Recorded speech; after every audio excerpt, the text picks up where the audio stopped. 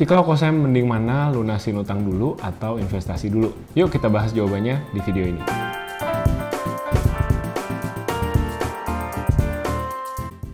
Hai guys, welcome back to our channel. Kembali lagi dengan gue Samuel dan ini istri gue Claudia. Kami pasangan suami istri kantoran dalam perjalanan menuju financial independence. Di channel ini kalian akan temukan video-video seputar karir, keuangan, dan isu-isu dewasa muda menarik lainnya. Jadi kalau kalian suka dengan channel ini, dengan video-video kami, jangan lupa untuk subscribe dan nyalain lonceng supaya YouTube bisa kasih tahu kalian kapan ada video baru lagi dari kita. Sebelum kita mulai video hari ini, kita mau kenalin sponsor video hari ini, yaitu Pira. Buat kalian yang lagi ngisi-ngisi rumah dan bingung cari furniture yang affordable, ramah anak, dan tentunya bikin rumah makin estetik dan instagramable, coba cek Pira. Pira adalah brand furniture yang berdiri sejak tahun 1989 asli Indonesia. Produk Pira menggunakan material particle board grade A yang berstandar internasional, Europe and Japan. Juga telah diakui ASTM, American Society for Testing and Materials. Juga telah menjadi supplier top brand ternama di dunia sejak 1992 dan top brand lifestyle nomor 1 di Shopee. Baru-baru ini kami pesen meja belajar, kursi, dan meja kantor dari Pira. Dan seneng banget sama kualitasnya. Materialnya kokoh, bisa dipasang sendiri di rumah, dan desainnya juga modern, estetik, jadi cocok sama rumah kami yang memang minimalis. Buat kalian yang lagi nyari produk furniture dengan desain terbaru, space saving, harga terbaik, dan tentunya dengan kesan estetik yang kekinian, Pira boleh jadi pilihan. Mulai dari kitchen set, lemari baju, kamar anak, sampai kebutuhan WFH kalian bisa ditemukan di Pira. Dan jangan lupa tentunya ada kode diskon. Dapatkan potongan Rp100.000 dengan minimal pembelian Rp1,5 juta dengan kode PIRA HMSRL di semua marketplace official Pira di e-commerce dan juga di TikTok Shop. Berlaku hingga 30 September 2022. Ya, sebelum kami mulai video ini, kami mau disclaimer dulu bahwa video ini kami buat berdasarkan pengalaman kami berdua sebagai suami istri dan karyawan biasa gitu. Jadi kami bukan praktisi keuangan, kami tidak punya otoritas untuk memberikan financial advice ataupun advice lainnya. Jadi mengingatkan lagi teman-teman yang menonton video ini untuk membuat semua keputusan keuangan teman-teman setelah melakukan riset dan matang dengan keputusan teman-teman. Jadi nggak ada tuh ya kata Kosem, kata Ciklau harus begini. Semua keputusan diambil teman-teman, termasuk keuntungan dan termasuk kerugiannya. Jadi hati-hati dengan setiap keputusan finansial yang teman-teman buat. Mengatur keuangan itu soal menentukan prioritas. Karena keuangan dan waktu kita terbatas, jadi kita harus bisa memaksimalkan aneka instrumen keuangan, aneka kebutuhan kita sesuai dengan gaya hidup kita masing-masing. Nah, salah satu prioritas yang suka bikin orang bingung adalah mendingan bayar utang dulu atau langsung berinvestasi. Nah, kita nemuin percakapan ini kayaknya cukup sering terjadi berulang-ulang dengan bentuk yang berbeda. Kayak misalkan mendingan mobilnya dicicil atau bayar cash gitu ya. Mendingan mobilnya dicicil terus uangnya bisa diputerin buat investasi atau gue mending bayar tunai mobilnya gitu. Itu juga bentuk lain dari pertanyaan ini. Nah, sebagai jawaban kita menemukan satu piramida, bukan piramida di Giza ya guys, ini piramida yang menarik nih kita temukan dari majalah Value. Ini punya teman kita juga, Kanda Descartes. Halo Kanda, kita pinjem piramidanya untuk dibahas ke netizen di video ini. Nah, piramidanya kira-kira bentuknya seperti ini. Ini dicetak di belakang kaos nih. Salah satu kaos favoritnya Clau, sering banget dipakai kalau di rumah. Mungkin kayaknya enak bahannya ya. Nah, jadi kayak gini guys, paling bawah itu bentuknya piramida, paling bawah itu manajemen utang. Kemudian di tengah naik satu tingkat ada protection, itu dana darurat dan asuransi.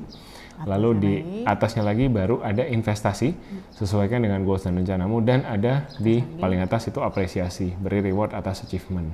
Jadi seperti itu piramidanya. Nah, pertanyaan berikutnya nih, jadi kalau misalkan punya utang, apakah nggak bisa mengapresiasi diri gitu? Jadi misalkan utangnya apakah harus lunas dulu, semua KPR lunas, semua kredit mobilnya lunas gitu baru bisa apresiasi diri?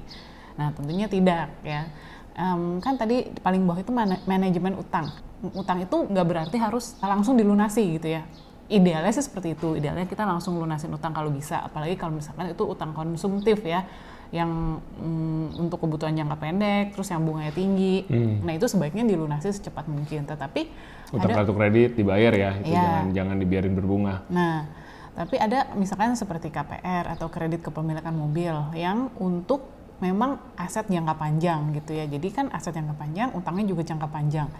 Nah, ini ya nggak mesti harus cepat-cepat dilunasin menurut kami ya. Jadi kan ada pertimbangannya menurut kami loh ya. Iya, menurut kami. Karena kan ada pertimbangan untuk menjaga cash flow juga gitu. Jangan sampai jor-joran cepat-cepat mau lunasin KPR tapi misalkan dana daruratnya tadi nggak keurus gitu ya, atau misalkan sampai nggak ada dana pendidikan anak gitu, padahal mungkin anaknya bentar lagi udah mau masuk SD gitu. Jangan sampai juga seperti itu. Nah, manajemen utang itu tadi maksudnya tadi ya kalau utang konsumtif yang bunganya tinggi ya harus secepatnya dilunasi. Tapi untuk utang-utang jangka panjang di-manage sesuai kemampuan keuangan dan cash flow masing-masing gitu. Kayak kalau teman-teman pengusaha juga lain cerita ya, utang justru kadang-kadang dibutuhkan untuk menutup cash flow ya. Kadang misalkan tengah bulan supplier belum bayar tapi gaji harus dibayar, ya working capital berhutang gitu. Itu juga ada. Nah, buat mobil tadi mau nambahin dikit, ada kalanya kalau kita berhutang beli mobil sama leasing, itu harga mobilnya jadi jauh lebih murah. Itu pengalaman yang kita alami waktu beli si Tiguan yang parkir di depan ini. Jadi harga cash sama harga kreditnya lebih murah harga kredit karena si perusahaan leasing actually memberikan insentif kepada dealer mobil. Kalau lu bisa arahkan customer lu leasing sama gua, nanti lu kita bagi bonus gitu. Ada target buat kalian yang kita bisa bagi ke dealernya. Jadi itu juga bisa teman-teman pertimbangkan. Nggak selalu bayar kontan, bayar cash itu lebih murah dan menguntungkan daripada bayar kredit. Oke. Itu tadi sebuah tips ya. Nah, balik lagi kita ngomongin manajemen utang gitu ya. Jadi untuk utang-utang yang memang jangka panjang tadi, ya kan pastinya cicilannya itu ya kita juga sesuaikan dengan kemampuan cash flow bulanan nih. Maksudnya gimana? Maksudnya idealnya untuk bayar cicilan itu 30% dari gaji ya maksimal.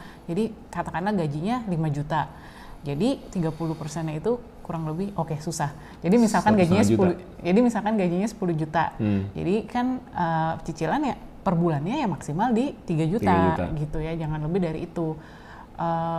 Karena anyway kan tadi itu ya ada kebutuhan lain untuk kebutuhan hari-hari juga. Lalu tadi untuk kita ada alokasinya untuk proteksi juga dan investasi juga gitu. Jadi kembali lagi dilihat lagi ya gitu cash flow-nya gitu, nggak usah ngoyo buru-buru gitu ya sampai akhirnya kebutuhan investasi dan proteksi itu juga belum tercover gitu ya. Nah, ini mungkin share sedikit aja. Ini balik lagi berkaca ke pengalaman kami sendiri. Pada hari ini hari ini kami tuh sudah tidak ada utang. Jadi semua KPR, semua kredit kredit mobil, KPR itu semua sudah lunas. Udah lama sih lunasi sebenarnya. Lunas ya. Rumah tahun lalu, mobil awal tahun ini. Itu kenapa bisa cepat lunas? Satu hal memang dari awal untuk KPR ya, kita nggak sepenuhnya 100% KPR. Waktu itu kurang lebih cuman mungkin 30-40% yang KPR, sisanya memang sudah pakai dana sendiri.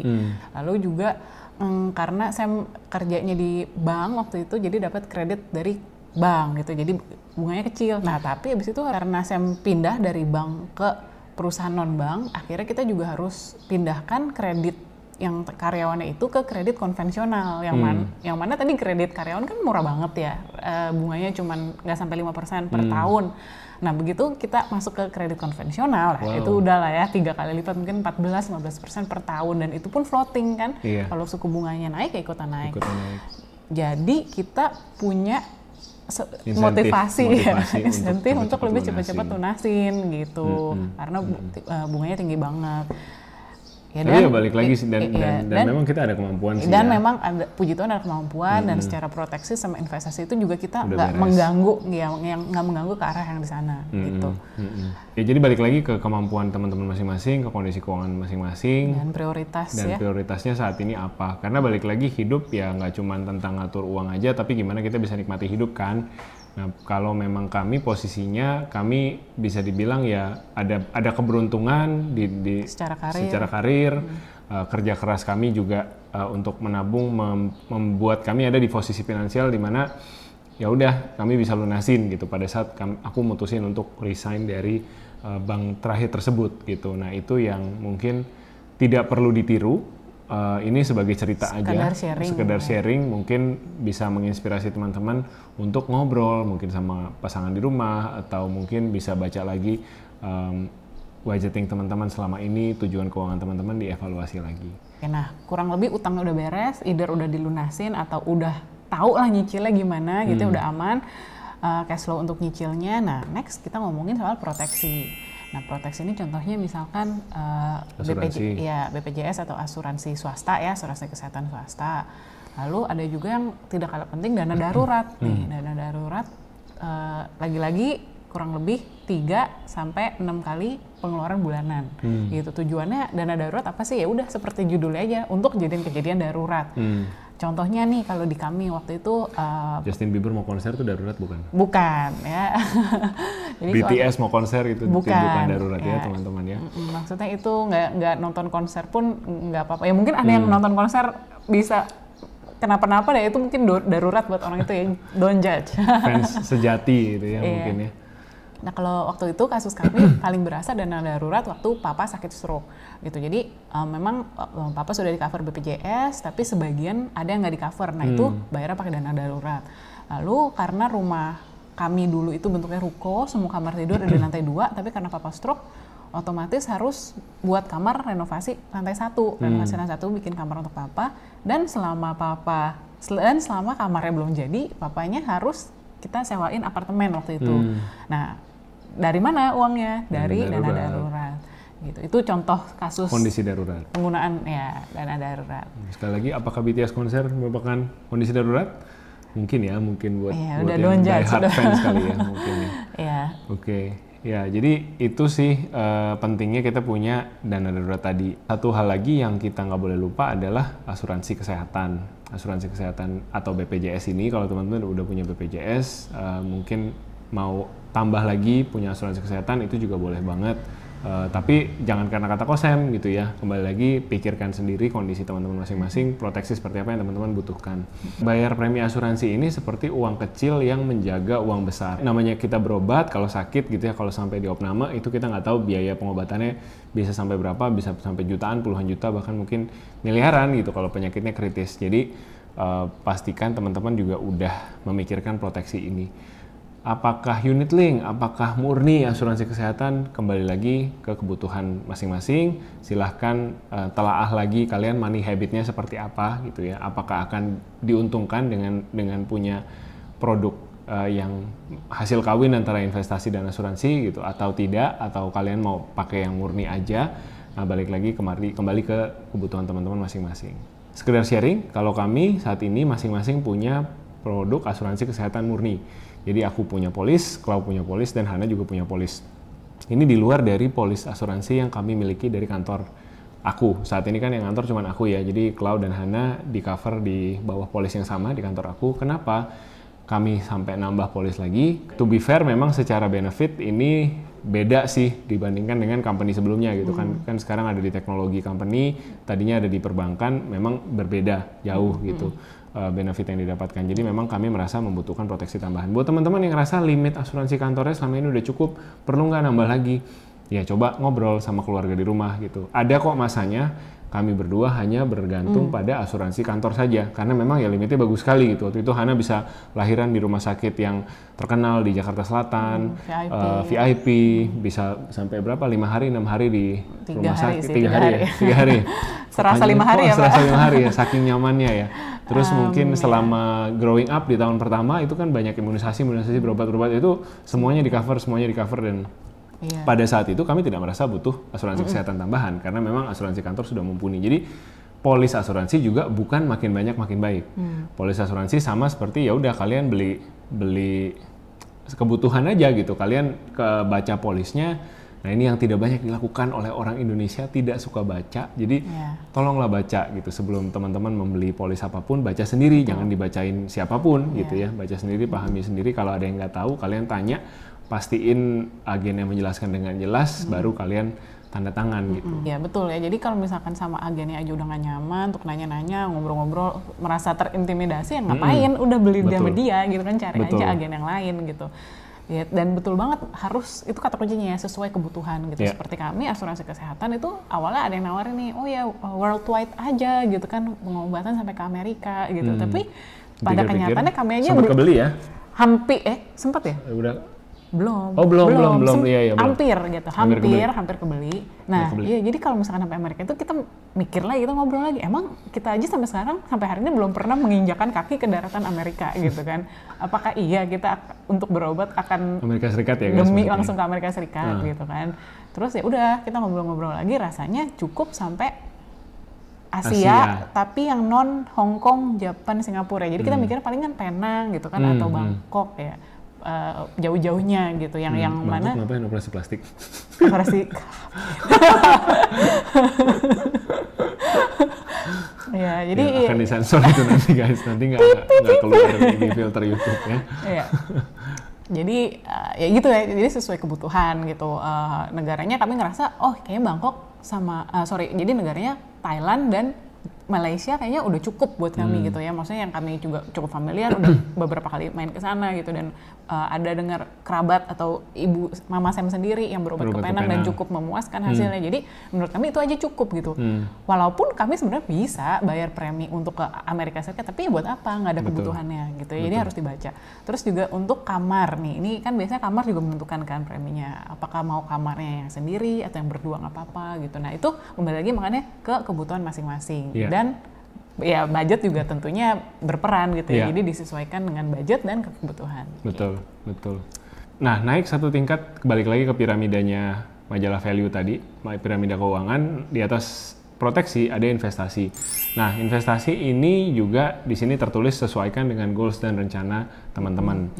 Betul. Jadi kalau orang bilang, ya tentu teman-teman yang udah subscriber lama udah nonton lah, kita di sini udah bahas berbagai instrumen investasi mulai dari BPR, reksadana, peer-to-peer lending segala macam gitu. Terutama video minggu lalu lumayan banyak yang pro dan kontra gitu terkait peer-to-peer lending. Nah, balik lagi, tujuan kalian apa? Tujuan kalian untuk berinvestasi jangan sekedar untuk saya mau cari cuan jangka pendek, returnnya harus gini. Nambahin sedikit, atau bukan cuman sekedar investasi demi ya udah investasi saya suka nabung aja gitu, nggak bisa terus nabung mau kemana gitu. Betul. Harus ada goalnya itu mau apa. Kita baru diomelin sama financial planner kita tadi karena terlalu suka menabung. Habis itu uang mau dipakai buat apa? Itu juga salah ternyata guys gitu. Jadi terlalu frugal juga salah. Nah, idealnya adalah setiap uang yang kalian suruh bekerja, itu kan investasi kan kita suruh uang bekerja kan untuk kita. Kalian kasih tahu, kalian tahu gitu uang itu mau dikirim untuk bekerja ngapain gitu. Apakah ini kantongnya ini untuk ngumpulin dana pendidikan anak 17 tahun lagi. Kamu kerjanya bisa lebih keras ya karena waktunya masih lebih panjang. Atau misalkan ini justru untuk uang nikah, mau dipakai nikah 2 tahun lagi gitu. Tentunya harus lebih hati-hati karena waktunya lebih pendek, mungkin uangnya tidak perlu dimasukkan ke instrumen yang terlalu beresiko gitu. Ya ini udah bolak-balik lah kita ngomong lah, teman-teman udah pasti paham gitu ya. Mudah-mudahan paham ya. Iya, jadi intinya pemilihan instrumen investasi disesuaikan dengan jangka waktunya, kapan mau dipakai. Jangka waktu pendek itu berarti kurang lebih 1 tahun, jangka waktu menengah ya 2 sampai 5 tahun biasanya. Kalau jangka waktu panjang itu ya di atas 10 tahun. Nah, terus disesuaikan juga dengan profil ataupun minat resiko masing-masing. Jangan lupa kalau high return itu pasti high risk gitu ya. Tapi kalau misalkan kayak saya nih gitu, saya memang profil resikonya sukanya moderate to low, ya udah. Jadi ya udah, saya nggak apa-apa, saya marginnya atau returnnya menengah ke cenderung kecil gitu ya nggak apa-apa, yang penting aman kalau saya gitu ya. Kalau di rumah tangga ini saya yang lebih berani ambil resiko gitu. Jadi disesuaikan ya dengan profil resiko masing-masing. Selanjutnya piramida paling atas ada apresiasi, yaitu memberi reward atas achievement kita. Nah, ini bisa macam-macam, dan yang aku suka dari uang adalah uang tidak ada judgement di sini gitu. Teman-teman yang apresiasinya suka jalan-jalan, ya silahkan. Kalian bilang I would buy experience, I don't buy things gitu ya, silahkan. Kalau ada teman-teman yang mungkin suka tas, ini tas investasi loh gitu, padahal aku tidak percaya tas itu investasi. Tas itu bukan investasi loh ya. Jadi kalau teman-teman investor pemula ya jangan invest di tas, tolong gitu, karena ya itu kalau nggak benar-benar ngerti gitu ya, dan itu bukan yang liquid banget gitu, belum tentu kamu jual ada yang mau beli, bisa jadi harganya jatuh. Jadi itu bukan investasi terutama untuk orang awam atau investor pemula. Bukan, saya pun setuju dengan Sam, itu bukan investasi. Ciklau approve. Nah, jadi apresiasi ini bisa berbagai bentuk nih teman-teman, dan kita sendiri yang set sebenarnya kapan dan seberapa sering kita mau lakukan apresiasi ini buat diri kita sendiri gitu. Jadi ya tentu kalau mampu ya sering-sering silahkan juga gitu ya. Tapi bebas juga ya. bebas. Tapi buat mungkin kita working class gitu ya. Bilang working class ntar salah lagi, middle class kemarin ada yang dibully di TikTok. Buat teman-teman yang masih ngantor gitu ya, teman-teman yang kantoran gajian uangnya terbatas siklusnya tiap bulan, pastikan teman-teman bicarakan dengan keluarga, bicarakan ya kalau masih sendiri lihat budget yang bicarakan dengan diri sendiri. dengan diri sendiri, renungkan video ini gitu ya. Lihat dari budget bulanan, kira-kira aku bisa dengan cara apa aku memberikan apresiasi buat diri sendiri, karena kita nggak bisa, tadi yang Chloe bilang ya, nggak bisa juga kita nabung hanya untuk nabung gitu ya, kita harus punya label, harus kasih tujuan buat uang ini, dan nggak semua harus disuruh kerja gitu, ada juga yang harus ya udah kamu saya tukarkan dengan apa kenikmatan segelas kenikmatan duniawi segelas kenikmatan duniawi kopi susu yeah. Gitu. Nah kalau kita jahit lagi ke awal video, investasi dulu atau berhutang dulu? Bagaimana kalau dia? Jawabannya ya tergantung ke kondisi kalian masing-masing gitu ya, ke cash flow-nya kalian gimana, kondisi keuangan kalian bagaimana, fase hidupnya seperti apa gitu ya. Misalkan saya mau lagi KPR nih, tapi lagi mau nabung dana pensiun juga, tapi pensiunnya mungkin kayaknya masih lama nih, masih 10-15 tahun lagi gitu ya, bisa lah dicicil pelan-pelan gitu kan. Udah deh mau lunasin KPR dulu karena kayaknya ini bunganya bakalan naik terus nih gitu. Betul, karena nggak semua harus pensiun dini seperti kami di usia 35 gitu ya. Itu pilihan. Itu pilihan. Ya itu silakan kalau mau dilunasin dulu, atau misalkan sebaliknya nih, ini anak saya tahun depan atau mungkin 3 tahun lagi udah mau masuk kuliah atau masuk SMP atau SMA lah ya, yang butuh dana cukup banyak, rumahnya lunasin dulu apa enggak ya? Nah, berarti kan prioritasnya saat ini untuk fokus kumpulin dana pendidikan anak nih yang 3 tahun lagi. Udah kalau memang seperti itu, yang penting cicilannya aja gitu dipenuhin gitu ya, nggak usah top up. Yang di top up itu instead dikumpulin buat dana pendidikan gitu. Jadi ya tergantung kondisi dan fase hidup teman-teman saat ini gitu. Ya. Oke, kira-kira seperti itu pembahasan hari ini seputar piramida finansial dan mending mana, bayar hutang atau investasi. Mudah-mudahan bisa clear buat teman-teman yang lagi pusing mikirin utang. Mudah-mudahan nggak ada ya. Mudah-mudahan nggak pusing-pusing amat. Semuanya di sini pusing mikirin uangnya banyak banget nih, mau investasi di mana. Amin. Gitu. Kita doakan buat teman-teman. Jangan lupa buat teman-teman yang belum follow kita di sosial media, bisa follow kita di akun kita di bawah ini. Bisa juga kalau teman-teman suka sama video ini, jangan lupa subscribe dan nyalain loncengnya di bawah supaya YouTube kasih tahu kalian kapan kita upload video baru lagi. Kalau ada pertanyaan lagi, kalau ada yang mau dibahas lagi mending mana, silahkan open question di comment box di bawah. Silahkan berdiskusi di comment box di bawah. Kita baca-bacain komen-komen kalian. Thank you so much buat teman-teman sudah minggu demi minggu terus nonton channel kami dan terus support kami sampai hari ini. Kami bukan apa-apa tanpa kalian. Sarangnya. Baik, sampai ketemu minggu depan. See you guys. Stay healthy, take care, and bye-bye.